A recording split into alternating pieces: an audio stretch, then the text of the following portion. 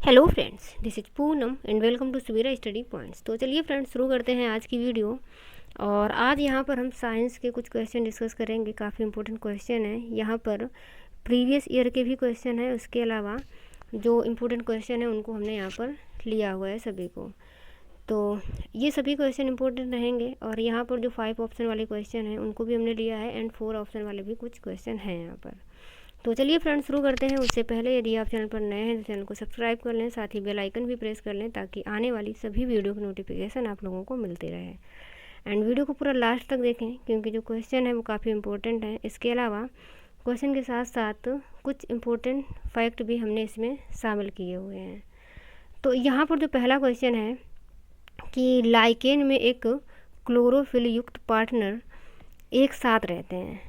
तो ये बीपीएससी द्वारा पूछा हुआ क्वेश्चन है, प्रीवियस ईयर का ही क्वेश्चन है। और इसमें भी 5 ऑप्शन थे। इस तरीके से पूछा गया था कि जो लाइकेन में एक क्लोरोफिल युक्त पार्टनर होता है, पार्टनर एक साथ रहते हैं, तो वो कौन कौन से हैं? शैवाल, कवक और बैक्टीरिया, शैवाल और वायरस, एंड उपयुक्त में से एक से अधिक या फिर उपयुक्त में से कोई नहीं। तो इसके लिए जो हमारा ऑप्शन सही है वो होगा ए, यानी कि शैवाल और कवक। तो ये काफ़ी इम्पोर्टेंट है। यहाँ पर हमने आंसर भी लिख दिया है सभी का नीचे, तो आप लोग देख लेंगे। और एक इम्पोर्टेंट पॉइंट लाइकेन से जुड़ा हुआ कि जो लिटमस पेपर है वो किस लाइकेन से प्राप्त होता है, तो ये बनता है रोसेला मोंटेग्नेई से। ये भी इम्पोर्टेंट पॉइंट है, तो ये आपको याद रख लेना है। पूछ लिया जाता है कि जो लिटमस पेपर है वो किस लाइकेन से बनता है, तो रोसेला मोंटेग्नेई से बनता है। अगला क्वेश्चन है, कोशिका शब्द का प्रयोग सर्वप्रथम किसने किया था? तो ये किसने किया था? Robert Hooke, Charles Darwin, Edward Jenner. उपयुक्त में से एक से अधिक या फिर उपयुक्त में से कोई नहीं। तो कोशिका शब्द का सबसे पहले प्रयोग किसने किया था? ये किया था रॉबर्ट हुक ने। इसके अलावा यदि हम डार्विन की बात करें तो डार्विन ने जो प्रकृतिवरण का सिद्धांत होता है वो दिया था, और एडवर्ड जेनर ने चेचक के टीके की खोज की थी। तो ये भी चीज़ें आपको याद रखनी है। इसका आंसर हमारा ए सही हो जाएगा। एंड इंसुलिन की खोज किसने की थी? वॉटसन एवं क्रिक ने, बैटिंग एवं बेस्ट, या फिर रॉबर्ट ब्राउन या रॉबर्ट हुक ने। तो इंसुलिन की खोज किसने की थी? ये की थी बैटिंग एवं बेस्ट ने। तो ऑप्शन हमारा बी यहाँ पर सही हो जाएगा। आगे हम देख लेते हैं अगला क्वेश्चन। और अगला क्वेश्चन है कि कौन सी गैस अपने ग्रीन हाउस प्रभाव से ग्लोबल वार्मिंग में योगदान करती है? Carbon dioxide, nitrous oxide, methane. उपयुक्त में से एक से अधिक या फिर उपयुक्त में से कोई नहीं। तो जो सबसे ज़्यादा ग्लोबल वार्मिंग करती है वो कौन सी गैस होती है? वो होती है कार्बन डाइऑक्साइड। ऑप्शन हमारा यहाँ पर ए सही रहेगा, यानी कि कार्बन डाइऑक्साइड। उसके बाद हम देख लेते हैं अगला क्वेश्चन। जलवायु परिवर्तन संबंधी राष्ट्रीय कार्यक्रम योजना में कितने राष्ट्रीय मिशन हैं? तो ये भी एक इम्पोर्टेंट क्वेश्चन है, आपको याद रख लेना है कि जलवायु परिवर्तन संबंधी राष्ट्रीय कार्यक्रम योजना में कितने राष्ट्रीय मिशन हैं। तो इसमें हैं 8 राष्ट्रीय मिशन। कितने हैं? 8। अगला क्वेश्चन है कि मादा एनाफ्लीज को मादा क्यूलेक्स से अलग किया जा सकता है क्योंकि ये बैठती है। तो ये कैसे बैठती है? यानी कि जो मादा एनाफ्लीज मच्छर है उसको मादा क्यूलेक्स से अलग किया जा सकता है। अलग से मतलब है कि दोनों मच्छरों को आप देख करके पहचान सकते हैं। तो कैसे पहचान सकते हैं? आधा स्तर की सतह के समकोण पर ये बैठती है, या फिर आधा स्तर के एक कोण पर बैठती है, या आधा स्तर की सतह के समानांतर बैठती है, या फिर उपयुक्त में से एक से अधिक या उपयुक्त में से कोई नहीं। तो जो मादा एनाफ्लीज मच्छर होती है ये किसी सतह के समानांतर बैठती है। जब ये बैठता है तो मतलब बैठती है तो उसी के समानांतर ही बैठती है। तो कभी कभी आपने देखा होगा तो आप कहते होंगे कि ये मच्छर देखिए कैसे टेढ़ा है, मेढ़ा बैठा है, इस तरीके से। तो जो एनाफ्लीज मच्छर है ये उसी के समानांतर ही बैठती है। तो ऑप्शन हमारा यहाँ पर सी, यानी कि आधा स्तर के सतह के समानांतर बैठती है। अगला क्वेश्चन है कि गामा किरण की खोज किसने की थी? तो गामा किरण की खोज की थी पाल विलार्ड ने। तो ऑप्शन यहाँ पर हमारा डी सही रहेगा। आगे हम देख लेते हैं अगला क्वेश्चन। रेबीज़ के टीके की खोज किसने की थी? तो ये किसने की थी? ये की थी लुई पास्चर ने। और एडवर्ड जेनर के लिए हमने बताया कि इन्होंने किसकी खोज की थी? तो चेचक के टीके की। और जो अलेक्जेंडर हैं अलेक्जेंडर फ्लेमिंग, इन्होंने की थी पेंसिलिन की खोज। तो ये भी आपको याद रखना है, अलेक्जेंडर भी पूछ लिया जाता है। एंड चेचक के टीके का आविष्कार किसने किया है, ये भी आपसे पूछा जाता है। आगे हम बात कर लेते हैं कि मलेरिया परजीवी का मध्यस्थ पोषक कौन सा होता है। तो जो मलेरिया परजीवी है इसका मध्यस्थ पोषक कौन सा होता है, तो वो मनुष्य होता है। ऑप्शन हमारा यहाँ पर ए सही हो जाएगा। उसके बाद जो अगला क्वेश्चन है वो है कि हीरे और ग्रेफाइट के बारे में निम्नलिखित में से कौन सा कथन सत्य है। उनकी विद्युत चालकता समान होती है, तो दोनों की विद्युत चालकता समान नहीं होती। एंड उनके पास समान क्रिस्टल संरचना है, तो संरचना भी समान नहीं होती। समान डिग्री की कठोरता है, तो ये भी सही नहीं है। एंड अगला ऑप्शन है कि उपरोक्त में से एक से अधिक या फिर उपरोक्त में से कोई नहीं। तो यहाँ पर आप देख सकते हैं कि कोई भी सही नहीं है। इस वजह से जो ऑप्शन हमारा ई है वो सही हो जाएगा कि उपरोक्त में से कोई नहीं। तो यहाँ पर ई ऑप्शन सही होगा। इसको जब हम पीडीएफ में आप लोगों को देंगे तो करेक्ट करके लिख देंगे। ऑप्शन यहाँ पर ई सही होगा, डी सही नहीं होगा। आगे हम देख लेते हैं अगला क्वेश्चन। क्लोरोफिल सूर्य के प्रकाश के तरंग दैर्घ्य को सूचित करता है। तो किस प्रकाश मतलब जो क्लोरोफिल है वो सूर्य के किस प्रकाश को तरंग दैर्घ्य सूचित करता है। तो ये करता है लाल और नीले, हरे और नीले, हरे और लाल, या फिर उपयुक्त में से एक से अधिक या उपयुक्त में से कोई नहीं। तो ये करता है सूर्य के प्रकाश के लाल और नीले तरंग दैर्घ्य को। तो ऑप्शन यहाँ पर हमारा ए सही हो जाएगा। उसके बाद हम देख लेते हैं अगला क्वेश्चन। CO2 की खपत में शामिल प्रक्रियाओं में से एक है, यानी कि कौन सी ऐसी प्रक्रिया है जिसमें CO2 की खपत होती है। तो जंगल की आग, तो आग से CO2 की खपत नहीं होगी, क्योंकि वहाँ जब आग लगेगी तो धुआं उठेगा, तो फिर ऐसे में CO2 की खपत नहीं होगी, वो बल्कि और ज़्यादा निकलेगी, बढ़ेगी।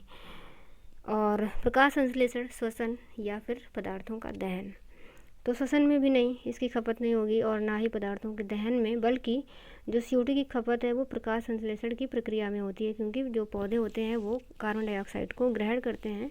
इस वजह से कहाँ पर खपत होती है, यहाँ प्रकाश संश्लेषण की क्रिया में। तो ऑप्शन हमारा बी सही हो जाएगा। और अगला क्वेश्चन है कि क्लोरोफिल में उपस्थित धातु है। ये भी इम्पोर्टेंट क्वेश्चन है, कई एग्जाम में कई बार पूछा गया है। क्लोरोफिल में उपस्थित धातु है, तो कौन सी धातु उपस्थित होती है, मैग्नीशियम।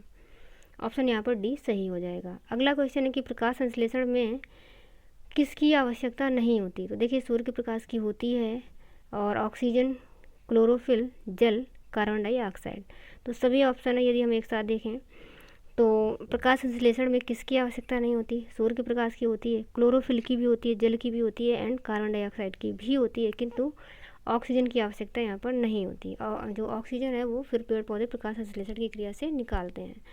तो ऑप्शन यहाँ पर बी सही हो जाएगा। अगला क्वेश्चन है कि फाइलेरिया किसके द्वारा फैलता है। तो फाइलेरिया फैलता है क्यूलेक्स मच्छर के द्वारा, तो ऑप्शन यहाँ पर बी सही हो जाएगा। इसके अलावा हम देख लेते हैं जो डेंगू बुखार है वो किसके द्वारा होता है, वो होता है एडीज मच्छर के द्वारा, और कालाजार ये रेतीली मक्खी के द्वारा, और जो मलेरिया है ये प्लाज्मोडियम के द्वारा होता है। तो ये सभी इंपॉर्टेंट पॉइंट हैं, इनको आप लोग अच्छे से याद कर लेंगे। आगे हम देख लेते हैं अगला क्वेश्चन। और अगला क्वेश्चन है कि वायु में ध्वनि तरंगे हमेशा अनुदैर्ध्य होती हैं, क्योंकि जो हवा है वो कई गैसों का मिश्रण है, या फिर हवा का घनत्व बहुत कम है, या हवा में ध्वनि तरंगों की अंतर्निहित विशेषताएं हैं, या वायु में कठोरता का मापांक नहीं है। तो ऑप्शन यहाँ पर यही वाला सही है कि हवा में कठोरता का मापांक नहीं होता, इसी वजह से वायु में ध्वनि तरंगे हमेशा अनुदैर्ध्य होती हैं। तो ऑप्शन यहाँ पर हमारा डी सही हो जाएगा। आगे हम देख लेते हैं अगला क्वेश्चन। हल्दी के विलयन पर दूधिया मैग्नीशियम का क्या प्रभाव होता है। तो जो हल्दी का विलयन है उसमें यदि हम जो दूधिया मैग्नीशियम है उसका क्या प्रभाव पड़ेगा, ये यहाँ पर पूछा गया है। तो ऑप्शन हम देख लेते हैं। पीले रंग की हल्दी का विलयन पहले गुलाबी रंग में बदल जाता है, तत्पश्चात रंगीन हो जाता है, या फिर पीले रंग की हल्दी का विलयन नीले रंग में बदल जाता है, या पीले रंग की हल्दी का विलयन भूरे रंग में बदल जाता है। तो जो हल्दी का विलयन होता है उसमें दूधिया रंग का जो मैग्नीशियम दूधिया है उसका प्रभाव क्या पड़ता है, तो वो ये होता है कि पीले रंग की हल्दी का विलयन भूरे रंग में बदल जाता है। तो ऑप्शन हमारा यहाँ पर सी सही हो जाएगा। उसके बाद हम देख लेते हैं अगला क्वेश्चन। और अगला क्वेश्चन है कि निम्नलिखित में से किस तरंग के परिवर्तन से चमगादड़ रात में अपने शिकार को खोजते हैं। यहाँ पर परावर्तन होगा, किस तरंग के परावर्तन से चमगादड़ रात में अपने शिकार को खोजते हैं, तो ये खोजते हैं अल्ट्रासोनिक वेव्स के माध्यम से। ऑप्शन हमारा यहाँ पर डी सही रहेगा। अगला क्वेश्चन है कि वह नहीं होगा, यहाँ पर वायुमंडलीय गैसों के कारण पृथ्वी के गर्म होने को किस रूप में जाना जाता है। तो जो वायुमंडलीय गैसें हैं उनके कारण जो पृथ्वी गर्म होती है उसको हम किस रूप में जानते हैं, तो जाना जाता है ग्रीन हाउस प्रभाव। तो ऑप्शन यहाँ पर सी सही रहेगा। अगला क्वेश्चन है ग्रीन इंडिया मिशन का हिस्सा था। तो जो ग्रीन मिशन इंडिया का हिस्सा है वो किसका था, सहस्त्राब्दी विकास लक्ष्य, गंगा कार्य योजना, या फिर स्वच्छ भारत अभियान, या जलवायु परिवर्तन के लिए राष्ट्रीय कार्य योजना। तो ये था किसका, जलवायु परिवर्तन के लिए राष्ट्रीय कार्य योजना। तो ऑप्शन हमारा यहाँ पर डी सही हो जाएगा।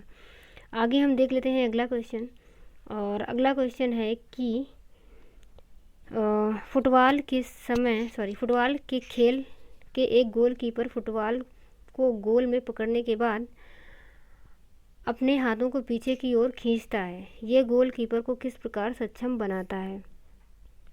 तो ये किस प्रकार से सक्षम बनाता है, संवेग परिवर्तन की दर को कम करने में, फुटबॉल पर अधिक बल लगाने में, या फिर फुटबॉल द्वारा हाथों पर लगाए गए बल को बढ़ाने में, उपयुक्त में से एक से अधिक, या फिर उपयुक्त में से कोई नहीं। तो ये मदद करता है, मतलब ये किस वजह से ऐसा किया जाता है कि जो फुटबॉलर होता है वो गेंद को पकड़ने के लिए अपने हाथों को पीछे की ओर खींचता है। तो ये करता है संवेग परिवर्तन की दर को कम करने के लिए। तो ऑप्शन हमारा यहाँ पर ए सही हो जाएगा।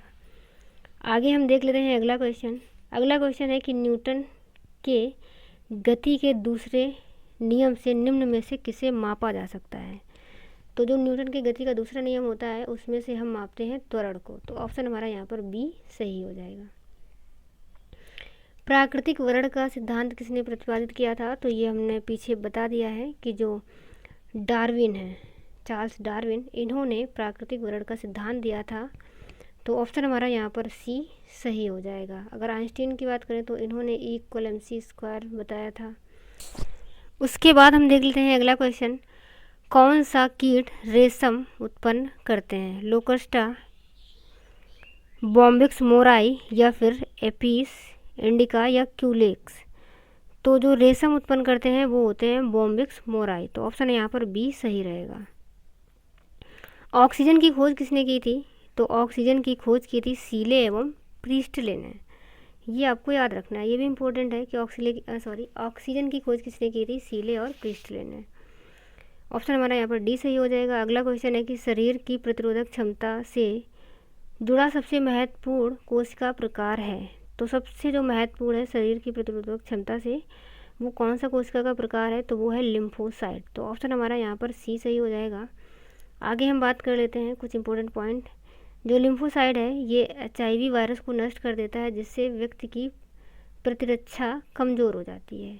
और RBC के बारे में यदि बात करें तो इनका जीवन काल 120 दिन होता है। एंड WC की वृद्धि से होने वाला रोग ल्यूकेमिया है, यानी कि यदि WC की वृद्धि हो जाएगी शरीर में तो ल्यूकेमिया हो जाता है, और ये एक प्रकार का कैंसर है। क्या है, कैंसर। तो ऑप्शन इसका जो ऑप्शन था हमारा वो सी सही होगा। आगे हम बात कर लेते हैं प्लेटलेट का प्रमुख कार्य क्या होता है। तो प्लेटलेट का प्रमुख कार्य होता है रक्त स्कंदन। अगला क्वेश्चन है श्वेत रक्त कोशिका जिसे WBC कहते हैं, तो WBC का सबसे सामान्य प्रकार क्या है। तो इसका जो सबसे सामान्य प्रकार है वो है उदासीन रंजी। तो ऑप्शन यहाँ पर ए सही हो जाएगा। अगला क्वेश्चन है हाइड्रोजन बम किस अभिक्रिया पर आधारित है, नाभिकीय विखंडन, या फिर नाभिकीय संलयन, उत्परिवर्तन, उपयुक्त में से एक से अधिक, या फिर उपयुक्त में से कोई नहीं। तो जो हाइड्रोजन बम की अभिक्रिया है वो किस पर आधारित है, वो आधारित है नाभिकीय संलयन पर। तो ऑप्शन हमारा यहाँ पर बी सही हो जाएगा। ये भी काफ़ी इंपॉर्टेंट क्वेश्चन है। और आगे हम देख लेते हैं अगला क्वेश्चन, गुरुत्वाकर्षण का नियम किसने दिया था। तो गुरुत्वाकर्षण का नियम दिया था न्यूटन ने। ऑप्शन यहाँ पर बी हमारा सही हो जाएगा। उसके बाद हम देख लेते हैं अगला क्वेश्चन। एंड अगला क्वेश्चन है कि परमाणु बम किस पर आधारित है। तो अभी हमने पीछे एक क्वेश्चन लिया था जिसमें था कि हाइड्रोजन बम किस पर आधारित है। तो जो हाइड्रोजन बम है वो नाभिकीय संलयन पर आधारित होता है, जबकि जो परमाणु बम है वो नाभिकीय विखंडन पर आधारित एक प्रक्रिया होती है। तो यहाँ पर जो हमारा ऑप्शन सही होगा वो सी सही हो जाएगा। उसके बाद जो हमारा अगला क्वेश्चन है, विक्रम साराभाई स्पेस सेंटर कहाँ पर स्थित है? तो ये कहाँ स्थित है? तिरुवनंतपुरम में। और अगला क्वेश्चन, जीवाणु कोशिका आवरण में पाई जाने वाली सबसे बाहरी परत क्या कहलाती है? तो ये क्या कहलाती है? ये कहलाती है ग्लाइकोकैलिक्स। जो जीवाणु कोशिका के आवरण में पाई जाने वाली सबसे जो बाहरी परत होती है वो ग्लाइकोकैलिक्स कहलाती है। आगे हम बात कर लेते हैं अगले क्वेश्चन की, कवक का अध्ययन। तो कवक का अध्ययन क्या कहलाता है? ये कहलाता है माइकोलॉजी। तो ऑप्शन हमारा यहाँ पर ए सही हो जाएगा। आगे हम बात कर लेते हैं अगले क्वेश्चन की, ध्वनि की तीव्रता किसके द्वारा निर्धारित की जाती है? तो ध्वनि की तीव्रता किसके द्वारा निर्धारित होती है? ये निर्धारित होती है ध्वनि का आयाम। और ये भी प्रीवियस ईयर क्वेश्चन है, पूछा गया है बीपीएससी द्वारा। तो ध्वनि की तीव्रता किसके द्वारा निर्धारित होती है? ध्वनि के आयाम के द्वारा निर्धारित होती है। तो ऑप्शन हमारा यहाँ पर बी सही रहेगा। आगे हम देख लेते हैं अगला क्वेश्चन, सिक्कों का अध्ययन क्या कहलाता है? तो सिक्कों का अध्ययन क्या कहलाता है? ये कहलाता है न्यूमिस्मैटिक। और हिंदी में यदि बात करें तो मुद्रा शास्त्र कहलाता है। तो ऑप्शन हमारा यहाँ पर डी सही हो जाएगा। आगे हम बात कर लेते हैं अगले क्वेश्चन की, यहाँ पर कुछ इंपॉर्टेंट पॉइंट, कोशिका का अध्ययन क्या कहलाता है? साइटोलॉजी। एंड जो सपनों का अध्ययन है वो ऑनिरोलॉजी कहलाता है। एंड फलों का अध्ययन पोमोलॉजी कहलाता है। तो ये भी इंपॉर्टेंट पॉइंट हैं, आपको याद रखने हैं। कोशिका का अध्ययन साइटोलॉजी, सपनों का ऑनिरोलॉजी एंड फलों का पोमोलॉजी। आगे बात कर लेते हैं अगले क्वेश्चन की, डॉपलर प्रभाव का संबंध से है। तो जो डॉपलर प्रभाव है इसका संबंध किससे है? डॉपलर प्रभाव का संबंध होता है आवृत्ति से। किससे होता है? आवृत्ति से। ऑप्शन हमारा यहाँ पर ए सही हो जाएगा। आगे हम देख लेते हैं अगला क्वेश्चन। एंड उससे पहले एक इम्पोर्टेंट पॉइंट है कि सोनार में हम उपयोग करते हैं। तो सोनार में हम क्या उपयोग करते हैं? पराध्वनिक तरंगे यानी कि अल्ट्रासोनिक वेव्स। ये आपको याद रखना है। आगे बात कर लेते हैं अगले क्वेश्चन की। अगला क्वेश्चन है कि सेलुलर और मॉलिक्यूलर जीव विज्ञान केंद्र कहाँ पर स्थित है? तो सेलुलर और मॉलिक्यूलर जो जीव विज्ञान केंद्र है ये स्थित है हैदराबाद में। और अगला क्वेश्चन है, स्थिर तापमान पर वायु में ध्वनि की गति क्या होती है? तो यहाँ पर जो हमारा ऑप्शन सही हो जाएगा कि यदि तापमान स्थिर है तो ऐसे में वायु में ध्वनि की गति क्या होती है? तो दबाव में वृद्धि के साथ समान रहती है। तो ऑप्शन हमारा यहाँ पर ए सही हो जाएगा। आगे हम बात कर लेते हैं अगला क्वेश्चन। और अगला क्वेश्चन है कि centre for DNA fingerprinting diagnostic अवस्थित है। ये कहाँ पर अवस्थित है? तो ये अवस्थित है हैदराबाद में। ऑप्शन हमारा यहाँ पर डी सही हो जाएगा। अगला क्वेश्चन है, आधुनिक वर्गीकरण का पिता किसको कहा जाता है? तो ये कहा जाता है लिनियस को।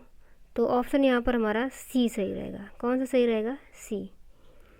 और अगला क्वेश्चन है, न्यूटन के गति के तीसरे नियम के अनुसार क्रिया एवं प्रतिक्रिया के परिणाम एवं दिशाएं समान होते हैं। सदैव दो भिन्न वस्तुओं के विपरीत दिशा में कार्य करते हैं या फिर किसी भी एक वस्तु पर एक दूसरे के अभिलंबवत कार्य करती हैं या सदैव एक ही वस्तु पर लगती हैं। तो जो न्यूटन के गति का तीसरा नियम होता है क्रिया और प्रतिक्रिया का नियम, इसमें क्या होता है कि जो दो भिन्न भिन्न वस्तुएं होती हैं वो विपरीत दिशा में कार्य करती हैं। तो ऑप्शन हमारा यहाँ पर बी सही हो जाएगा। अगला क्वेश्चन है कि कोशिका का अध्ययन क्या कहलाता है? तो ये भी हमने डिस्कस किया था कि कोशिका का अध्ययन क्या कहलाता है। ये कहलाता है साइटोलॉजी। तो ऑप्शन हमारा सी सही हो जाएगा। और एक बस सीधे रास्ते पर चल रही है और अचानक दाईं ओर एक तेज मोड़ लेती है। बैठे यात्री दाएं की तरफ झुकेंगे, आगे की ओर झुकेंगे या फिर बाईं ओर झुकेंगे? उपरोक्त में से एक से अधिक, उपरोक्त में से कोई नहीं। तो यदि कोई एक बस है सीधे रास्ते पर ऐसे चली जा रही है, अचानक वह दाएं की तरफ मुड़ जाती है।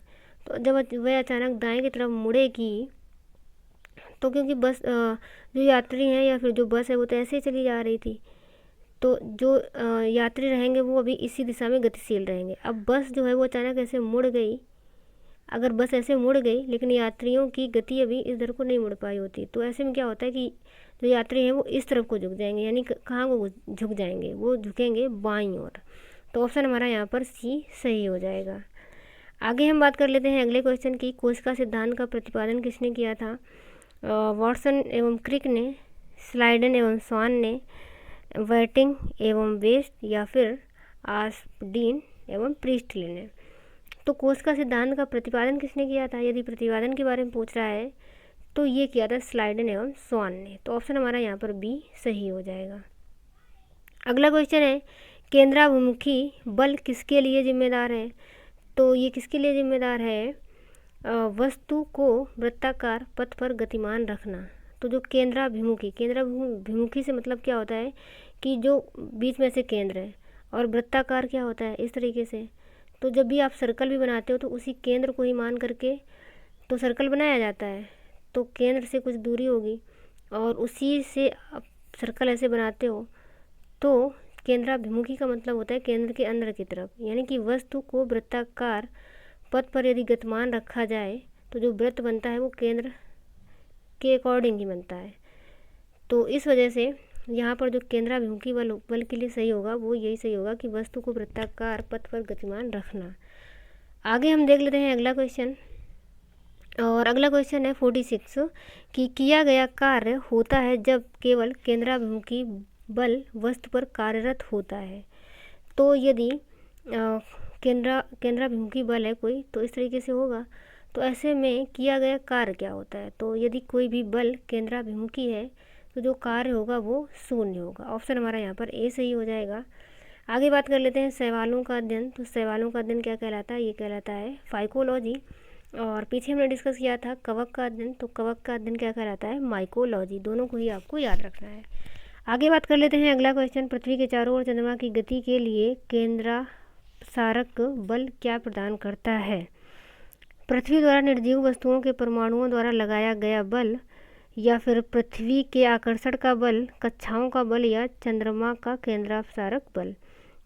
तो पृथ्वी के चारों ओर चंद्रमा की गति के लिए केंद्रापसारक बल प्रदान करता है पृथ्वी के आकर्षण का बल। तो ऑप्शन हमारा यहाँ पर बी सही रहेगा। अगला क्वेश्चन है नेशनल केमिकल लेबोरेटरी कहाँ पर स्थित है। तो ये कहाँ पर स्थित है, ये स्थित है पुणे में। ऑप्शन हमारा यहाँ पर बी सही हो जाएगा। अगला क्वेश्चन है वॉशिंग मशीन का कार्यवाही सिद्धांत क्या है। विसरण, अपोहन, अपकेंद्रण, या फिर विपरीत परासरण, या उपरोक्त में से कोई नहीं, उपरोक्त में से एक से अधिक। तो जो वॉशिंग मशीन का कार्यवाही सिद्धांत है ये है अपकेंद्रण। क्या होता है अपकेंद्रण, आपको याद रखना है। ऑप्शन हमारा यहाँ पर सी सही हो जाएगा। अगला क्वेश्चन है कि क्रीम से मक्खन अलग करने की जो विधि होती है तो कौन सी विधि का प्रयोग किया जाता है। तो क्रीम से मक्खन अलग करने की भी जो विधि होती है उसमें अपकेंद्रीकरण विधि का प्रयोग किया जाता है। तो ये दो चीज़ें आपको याद रखनी है, एक वॉशिंग मशीन वाला और जो मक्खन वाला होता है, इसमें जिस भी विधि का प्रयोग होता है वो होती है अपकेंद्रीकरण। तो ऑप्शन हमारा यहाँ पर बी सही रहेगा। आगे हम बात कर लेते हैं अगले क्वेश्चन की, और अगला क्वेश्चन है कि निम्नलिखित में से किस ऊर्जा परिवर्तन में घर्षण बल होता है। तो गतिज ऊर्जा से ऊष्मा ऊर्जा, स्थितिज ऊर्जा से ध्वनि ऊर्जा, या फिर रासायनिक ऊर्जा से ऊष्मा ऊर्जा, उपरोक्त में से एक से अधिक, उपरोक्त में से कोई नहीं। तो यहाँ पर जो घर्षण बल होता है किस ऊर्जा परिवर्तन में होता है, ये होता है गतिज ऊर्जा से ऊष्मा ऊर्जा में। तो यहाँ पर ए ऑप्शन हमारा सही हो जाएगा। और ये भी प्रीवियस ईयर क्वेश्चन है, बीपीएससी द्वारा पूछा गया है। तो ये आपको याद रखना है कि कौन सी ऐसी ऊर्जा है जिसके परिवर्तन में घर्षण बल शामिल होता है। तो गतिज से ऊष्मी ऊर्जा। अगला क्वेश्चन है यांत्रिक ऊर्जा माइनस गतिज ऊर्जा क्या होता है। तो ये होता है स्थितिज ऊर्जा, यानी कि हम कह सकते हैं जो स्थितिज ऊर्जा है उसमें से यदि आप मतलब जो स्थितिज ऊर्जा है उसको प्राप्त करने के लिए यदि आप यांत्रिक ऊर्जा से गतिज ऊर्जा को माइनस कर देते हैं तो आपकी स्थितिज ऊर्जा प्राप्त हो जाएगी। और उसके बाद हम देख लेते हैं अगला क्वेश्चन, ध्वनि ऊर्जा को विद्युत ऊर्जा में बदला जाता है। तो ध्वनि ऊर्जा को विद्युत ऊर्जा में किसके द्वारा बदला जाता है, माइक्रोफोन के द्वारा। तो ऑप्शन यहाँ पर ए सही रहेगा। अगला क्वेश्चन है एक मशीन जो यांत्रिक ऊर्जा को विद्युत ऊर्जा में परिवर्तित करती है। तो यांत्रिक ऊर्जा को विद्युत ऊर्जा में परिवर्तित करने वाली मशीन होती है जनरेटर। तो ऑप्शन हमारा यहाँ पर सी सही हो जाएगा। आगे हम देख लेते हैं अगला क्वेश्चन, पवन ऊर्जा एक ऊर्जा का स्रोत है, नवीकरणीय, गैर नवीकरणीय, थर्मल, या फिर उपरोक्त में से कोई नहीं। तो जो पवन ऊर्जा है ये नवीकरणीय ऊर्जा का स्रोत होता है। तो ऑप्शन हमारा यहाँ पर ए सही हो जाएगा। आगे हम बात कर लेते हैं अगले क्वेश्चन की, मलेरिया रिसर्च सेंटर कहाँ पर स्थित है।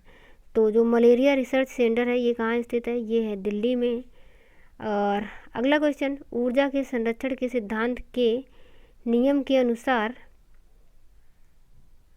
ऊर्जा को ना नष्ट किया जा सकता है लेकिन बनाया नहीं जा सकता। मतलब ऊर्जा को नष्ट किया जा सकता है लेकिन बनाया नहीं जा सकता। ऊर्जा ना तो बनाई जा सकती है और ना ही नष्ट की जा सकती है। ऊर्जा या तो बनाई या नष्ट की जा सकती है, इनमें से कोई नहीं। तो जो ऊर्जा होती है, ऊर्जा के संरक्षण के नियम के अनुसार ऊर्जा ना तो बनाई जा सकती है और ना ही नष्ट की जा सकती है, बल्कि जो ऊर्जा है वो एक रूप से दूसरे रूप में परिवर्तित होती रहती है। उसको नष्ट नहीं किया जा सकता एंड बनाया भी नहीं जा सकता।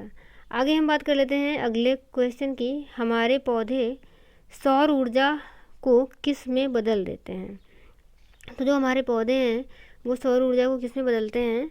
रासायनिक ऊर्जा में। किस में बदल देते हैं? रासायनिक ऊर्जा में। ऑप्शन हमारा बी सही हो जाएगा।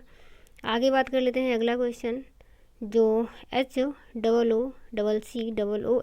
को कौन सा अम्ल कहा जाता है? तो इसको कौन सा अम्ल कहा जाता है? इसको कहा जाता है ऑक्जेलिक अम्ल। तो ये आपको याद रखना है, ऑप्शन बी सही हो जाएगा।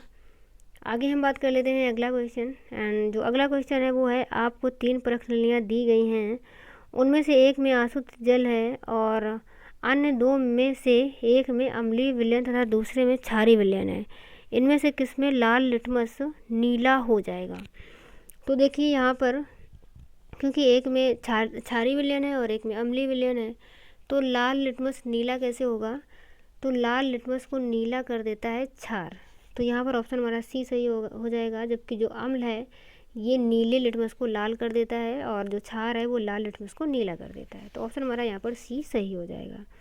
आगे हम देख लेते हैं अगला क्वेश्चन, एसिटिक अम्ल की गंध किसके समान होती है? तो ये होती है सिरके के समान।